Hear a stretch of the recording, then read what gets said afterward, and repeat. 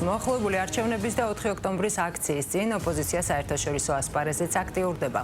თაროზე შემოდებული მეგობარი აქციის შემდეგ ქართული ოცნების წინააღმდეგ ახალი წინადადება მოამზადა ჯო უილსონმა, რომელიც ამერიკული ფარასმონაცემებით ნაციონალური მოძრაობისგან ლობირებისთვის დაქირავებულ კომპანიასთან თანამშრომლობს.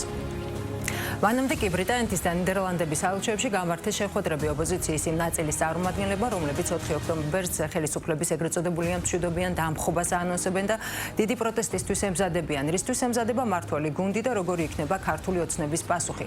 აქტუალური თემის შეკითხვებს საპარლამენტო უმრავლესობის ლიდერი ირაკლი კირცხალია უპასუხებს. ბატონო ირაკლი, საღამომშვიდობის. საღამომშვიდობის.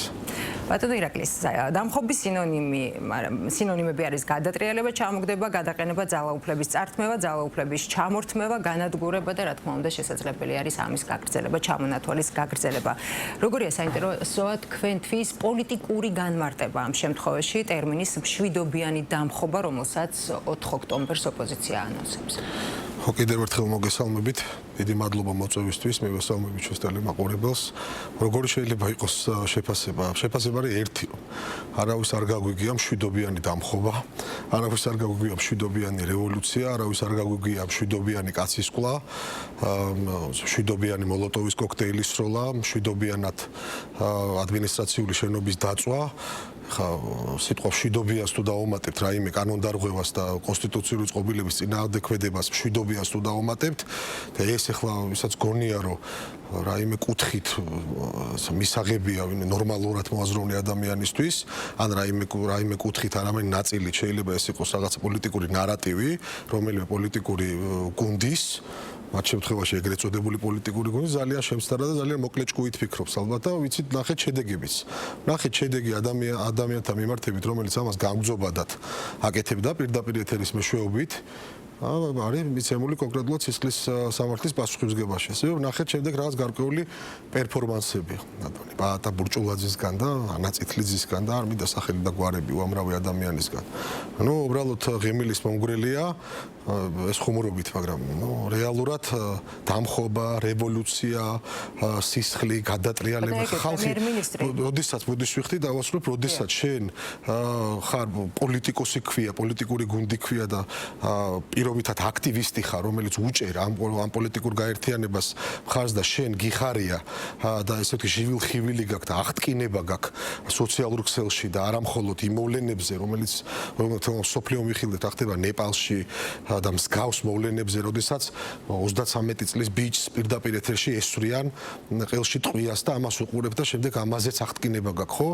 ეს ხო მიუთითებს აი პოლიტიკურ ძალაზე და იმ ადამიანებზე, რომელიც არის მათი გულშემატკივარი, ხო, მაგრამ აქაც აღარ გვიჩდება და აღარ უჩდება საზოგადოების უდიდეს ნაწილს კითხვა, იმიტომ რომ ყველამ ვიხილეთ საგამოძიებო კომისია, ყველას კარგად გვახსოვს, ხო, პარლამენტში როგორ დამთავრდა, რა დასკვნა მომზადა ამ ყველაფერთან დაკავშირებით, რამდენი ამბავი, საზარელი ამბავი გაიხსენა საზოგადოებამ, რამდენი რაღაც ახალი მოისმინა, ახალგაზრდამ თუ არა ახალგაზრდამ და როდესაც შენ აი ამ გუნდის გადმონას სხვადასხვა პარტიაში გადაღებულ გადანომრილში შენ ამ იდეოლოგიას პატივსებ, მე მოგეწონება რაც ხდება ნეპალში, მოგეწონება პირდაპირ ეთერში ადამიანის კლა და რა თქმა უნდა რევოლუციას, კაცის კლას, გადატრიალებას წინ მშვიდობიანს უბრალოდ რაღაცა ფარსისთვის დაუმატებ, ხო? ეს ხო დაცინვაა ყველაფერს. ეს საღამოს თქვა ბაატა ბურჭულაძემ ინიციატივა აქვს რომ მორჩება ეს დაჭერობანას თამაშიო და აქვს წინადადება რომ სიტყვა მშვიდობიანი შეცვალონ ალერსიანით, დამხობა შეცვალონ ჩარეცხვით. ხო, ატა ბურჭულაძესთან დაკავშირებით სიტყვებს აი რა შეიძლება უპასუხო ამ ადამიანს რატო ანუ გავიგე რომ შეიძლება თვითონ აქ მის ირგვლივ ხო არის ხალხი არ ვიცი წარმოდგენა არ მაქვს ალბათ არ კარნახობენ ან არ აძლევენ რჩევას როგორი განცხადებები უნდა აკეთოს ხო ალერსიანი ამბობდა რომ 20 ესე იგი 4 ოქტომბერს 20 საათზე უნდა გადაიბაროს ხელისუფლება 20 უნდა გადაიბაროს ხელისუფლება და არ ვიცი ალბათ უნდა გამოიძინოს პირველ რიგში დაისვენოს ცოტა ფსიქოლოგიურად დამშვიდეს და ესეთი განცხადებების პატრონთან არ მინდა კონკრეტულად სახელი და გვარები და ბატონ პაატაზე ვთქვა, მაგრამ როდესაც ესეთ განცხადებებს ვისმენთ ნებისმიერი სახელი და გვარისგან არ აქვს მნიშვნელობა, ალბათ რაღაცა გარკვეულ რაღაც კლინიკასთან გვაქვს საქმე და არ ღირს უბრალოდ სერიოზულ კომენტარად და ასე ვთქვათ მის ესეთ იდეებზე აქ კომენტარის გაკეთება და გამოხმაურება. როდესაც ბატონ ირაკლი საუბარი არის ეგრეთ წოდებულ მშვიდობიან დამხობაზე, მაგალითად პრემიერ-მინისტრი რიტორიკის კონტროლისკენ მოუწოდებს ამ განცხადებების ავტორებს და ამბობს, რომ არათუ მოქმედება ტერმინიც კი მშვიდობიანი დამხობა ანტიკონსტიტუციურია და დემოკრატიის ჩარჩოებს ცდება და პარლამენტის თავმჯდომარემაც გააკეთა განცხადება. მათ გეგმებში 90-იანი წლების ნოსტალგიას ხედავს შალვა პაპუაშვილი და ამბობს, რომ ოპოზიციის ნაწილი და გარედან დაფინანსებული NGO-ები რომელ გზასაც ადგანან, ეს არის მაიდნისკენ მიმავალი სისხლიანი გზა. ნიშნავს თუ არა ეს განცხადებები, რომ შესაძლებელია გაგრძელდეს დაკავებები? მოდით კითხვის ასე ვთქვათ პირველი ნაწილიდან დავიწყებ, როდესაც საუბარი კიდევ ერთხელ აღარ დაუბრუნდები მშვიდობიანი დამხობის და მშვიდობიანი რევოლუციის განმარტებაში ვცლად ვისაუბრე, რაც შეეხება ნებისმიერ კანონდარღვევას, ნებისმიერი ესკალაციის მცდელობას, თუნდაც იმ რაიმე გათითოკაცებული პარტაქტივის ან რაიმე ჯგუფის მხრიდან, რომელიც შეიძლება განვითარდეს ქვეყანაში, არ აქვს მნიშვნელობა წინა საარჩევნო თუ პოსტსაარჩევნოთ, ადგილობრივი არჩევნები მაქვს და არ აქვს მნიშვნელობა საერთოდ რაიმე მოვლენას დაუკავშიროთ.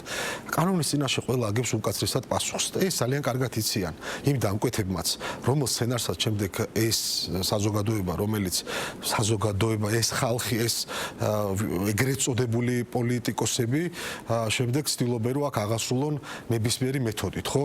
ასე რომ ნებისმიერი მათი მცდელობა პირველ რიგში მათმა პატრონებმა უნდა იცოდენ, რომ იქნება აღკვეთილი, იმიტომ რომ ყველა ინსტიტუცია ქვეყანაში თავის მოწოდების სიმაღლეზეა და ამასაც ძალიან კარგად ხედავს. პირველ რიგში საზოგადოება, ქართული საზოგადოება ხედავს ამ ყველაფერს ძალიან კარგად და ამის მაგალითები ვნახეთ და მეხუთე რევოლუციური სცენარის განხორციელების მცდელობა ვნახეთ ჩვენ არჩევნების შემდეგ. ყველას კარგად გვახსოვს, ხო?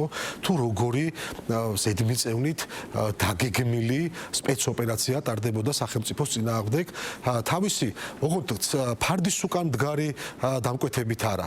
პირიქით სცენაზე მდგარი დამკვეთებით, ზოგი პირდაპირ უსთაველის გამზირზე, ზოგი პირდაპირ ეთერში თავიანთი პარტიული პროპაგანდისტული ეთერებიდან ჩართვებით და ასე შემდეგ.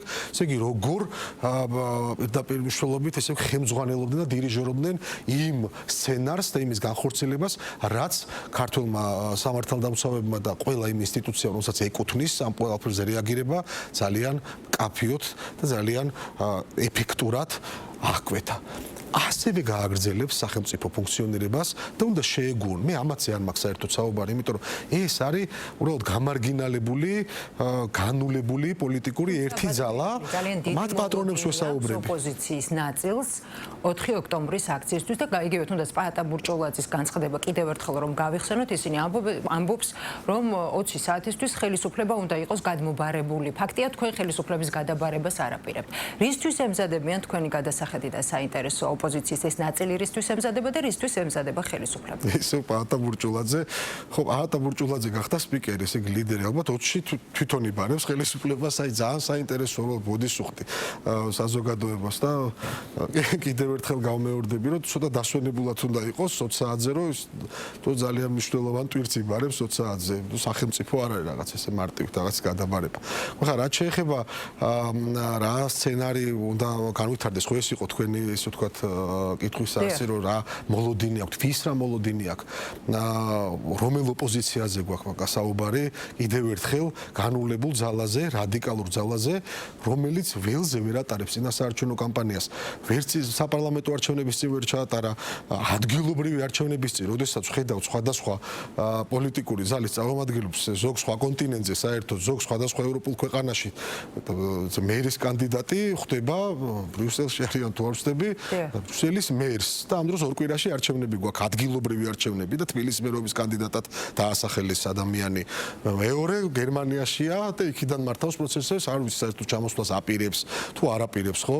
რაღაც კომიკურ სიტუაციაში არის, რა მოლოდინებზე გვაქვს საუბარი, რა ხელისუფლების და ამ დროს, ესე იგი, ერთი გერმანიაში, ერთი ბრიუსელში, მესამე ჯო უილსონს აცოცხლებს ამერიკის შეერთებულ შტატებში და ამ დროს ველზე პაატა ბურჭულაძე რაღაც განცხადებებს აკეთებს სამწუხარო კომედიაა. სამწუხარო და ტრაგიკომედიაა. მინდა რომ გითხოთ, რამდენიმე დღის წინ გავრცელდა ინფორმაცია გია ბარამიძეს გულისხმობ ამ შემთხვევაში და გიგა ბოკერიას შეხვედრას ბრიტანეთის საელჩოში. ბრიტანეთის ელჩი ამ დრომდე რა ინფორმაციაც გავრცელდა მედიით განმარტებებს და განცხადებებს არ აკეთებს.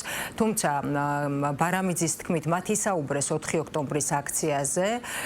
თავად ელჩი დუმს ამ დრომდე თქვენ საინტერესოა თუ მოისმინეთ ან რაიმე ტიპის განმარტება თუ მოისმინეთ საელჩოს მხრიდან ამ შეხვედრასთან დაკავშირებით იმის გათვალისწინებით რა განცხადებაც ბარამიძემ გააკეთა რომ მათ ეგრეთ წოდებული მშვიდობიან დამხობასთან დაკავშირებით ისაუბრეს ამ შეხვედრაზე და ზოგადად როგორ ხედავთ რა როლი აქვთ გარე აქტორებს აი ამ პროცესში უდიდესი როლი და ყველაზე მთავარი როლი აქვთ გარე აქტორებს აი ამ პროცესში აი ამ ყველაფერს ახლა უბრალოდ ისეთი ფიგურები გვყავს ჩამოთვლი და ისეთი განცხადება კიდევ ერთხელ ბოდის უხდი რაღაცა არ ჩამომართვათ რამე საზოგადოებრივი რომ უბრალოდ მართლა ღიმილის მომგვრელია აი ეს ქაოსი და ესე ვთქვათ განცხადებლები თუ ეს აქტორები რომლებიც მოძრაობენ სხვადასხვა ქვეყანაში ხო ხარ რაც შეეხება ბრიტანეთის საელჩოს გამოყოფილად რამდენიმე ქვეყნის საელჩო არის წარმოდგენილი ასე ვთქვათ ავანგარდში აი ამ რადიკალური ქმედებების წახალისების პირდაპირ მნიშვნელობით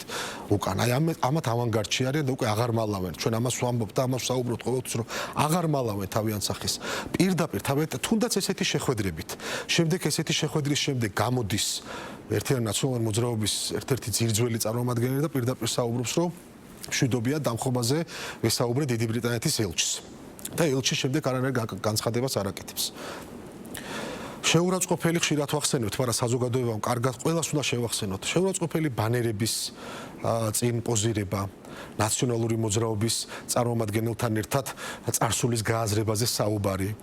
მზია ამაღლობელის პროცესზე თარჯიმნის გარეშე მისვლა ან თუნდაც საერთოდ დაფიქსირება დემონსტრაციულად.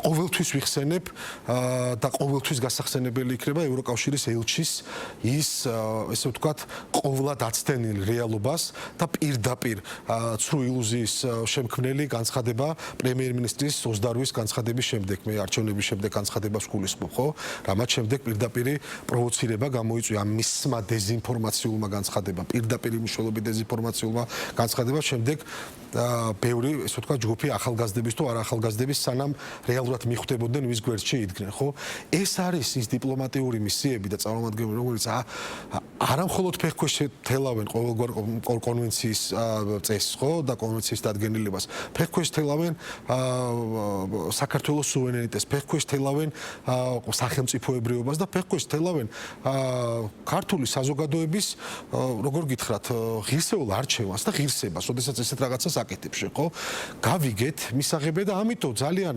მკაფიოდ ვაკეთებ ჩვენ სამ განცხადებას ყოველგვარი მორიდების გარეშე იმიტომ რომ ისინი გადავიდნენ ყოველგვარ ზღვარს და მათ ეგონათ იმიტომ რომ მიჩვეულნი იყვნენ 2012 წლამდე არა მაქვს მე კონკრეტულ პიროვნებებზე საუბარი მე მათ ისინის დამკვეთის შემსრულებლები არიან მათაც კონკრეტული სცენარები მოდის უბრალოდ აღსრულებაში ავანგარდში არიან დღეის მდგომარეობით ჩართული იმიტომ რომ ხაბეიშვილი დარჩათ ველზე და გია ბარამიძე და ასე ვთქვათ იზოლებული გახდნენ რომ გამოსულიყვნენ სცენაზე ხო თემა არის შემდეგ მიჩვეული იყვნენ რომ საქართველოზე ესაუბრათ როგორც მეათე ხარისხოვან ქვეყანაზე საერთოდ არ აღიქვათ როგორც ქვეყანა მიჩვეული იყვნენ რომ ქართველი საზოგადოება კი არ იყო და ქართული ისტორია კი ქართველები იყვნენ სტატისტიკა უბრალოდ და რაღაცა გამოდიოდნენ წელიწადში ერთხელ ქართულად გვიმღერებდნენ რაღაც ქართულ ლექსს იტყოდნენ და ამ დროს აგვიქვავდნენ როგორც სტატისტიკას და ნუ რას უკაცრავად საზოგადოებას ამა გასცა პასუხი რომ საქართველოს ვერაზროს ვერ აღიქვავთ როგორც სტატისტიკას განსაკუთრებით ის დიდი და ეგრეთ წოდებული წამყვანი ქვეყნები და ეკონომიკები ევროკავშირში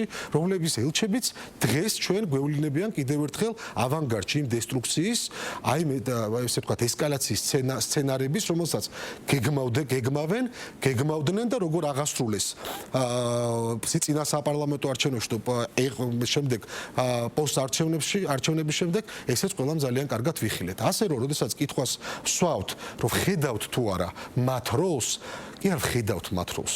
ისინი არიან პირველ ხაზზე და ისინი არიან სწორედ იმ თავარი დაკვეთის გამტარების შემდეგ აი ამ ეგრეთ წოდებულ პარტიებთან და ნაცმოძრაობის ანასკლეტებთან, რომლებიც დღეს ან თვითდაკავებით არიან გამორჩეული და ამით ერთგვარად ირიდებენ რაღაც პასუხისმგებლობას და დანარჩენი კი ვხედავთ სად მოძრაობენ ორი კვირით ადრე ადგილობრივი არჩევნების წინ. ბატონო, თქვენი ოპონენტები მუშაობენ ქვეყნის გარეთაც, ფარას ახალი დოკუმენტის მიხედვით ნაციონალური მოძრაობა ლობიზმისთვის ისევ სოლიდურ თანხას იხდის ფაქტია და ჯო ვილსონმაც არ დააყოვნა რესპუბლიკელმა კონგრესმენმა ამერიკის შეერთებული შტატების სახელმწიფო დეპარტამენტის ავტორიზაციის აქტში ქართული კოშმარის არაღიარების შესწორების წინადადება წარადგინა და სწორედ აი ამ საკითხთან დაკავშირებით მინდა რომ მოვისმინო თქვენი განმარტება ის რაშიც თანხა გადაიხადეს გულისხმობ მეგობარ აქტს ამ შემთხვევაში ფაქტია შემოიდო თაროზე ბოლო გაკეთებული განცხადებების მიხედვით ამჯერად როგორ ფიქრობთ რა პერსპექტივა აქვს უილსონის და მისი დამქირავებლების მცდელობას მეორეს მხრივ რა პოლიტიკური ფასი აქვს ჯო ვილსონს და მის განცხადებებს სწორედ ის პერსპექტივა აქვს, რა პერსპექტივაც აქვს, იქ ჩასულ თითოეულ ეგრეთ წოდებულ პოლიტიკურ კარიერაში საომავლოდ. აი ესე შემიძლია, აი ერთ და იგივე პერსპექტივა აქვს ჯო ვილსონის თითოეულ განცხადებას და ესე ვთქვათ რაღაც შემოქმედებას, როგორი პერსპექტივაც აქვს თითოეულ იქ ეგრეთ წოდებულ პოლიტიკურ კარიერაში.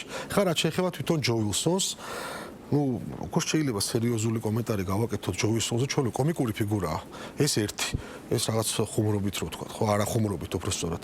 კომიკური ფიგურაა და მეორე, თითეული მისი განცხადება, თითეული მისი ეს რაღაც კომისიის ფარგლებში აქაური მძიმეწონიანი თუ არა მძიმეწონიანი აგენტების დაბარება, დაკითხვა, ცრუდასმენის მოსმენა, შემდეგ ყოველად შეურაცხყოფელ აქტებზე მუშაობა და შემდეგ მეგობარი აქტის დარქვევა, შემდეგ რაღაც ჩინეთთან დაკავშირება მეგობარი აქტის რა თქმა უნდა ამ ყველაფერს ვერ ექნებოდა პერსპექტივა, იმიტომ რომ ეს იყო მხოლოდ ხმაური, ცარიელი ხმაური იმ პროპაგანდისტული ტელევიზიებიდან და იმ გადახდილი ფულისგან, რომელიც გადაიხადეს ლობიზმში, რომ აქ მათ შექმნოდათ ამ განულებულ ოპოზიციას, გამარგინალებულ ოპოზიციას კვირიდან კვირამდე თუ თვიდან თვემდე რაღაც საკენკი მასალა პოლიტიკური, რომ უბრალოდ საინფორმაციო ბადე რამდენიმე ტელევიზიას, ასე ვთქვათ, შეევსო, რომ ხალხს ეგზნო მათ კათედრიკაცებულ აქტივს და იმ მცირე ნაწილ საზოგადოებას, რომელიც კიდევ უჭერს ხარს და გონია რომ სხვადასხვა პოლიტიკურ ძალას ემხრობა, მე ამ გადაღებულ გადანომლულ პარტიებზე მაქვს საუბარი, მათთვის რომ რაღაც სურათი და რაღაც ხმაური იქნება. ეს არის.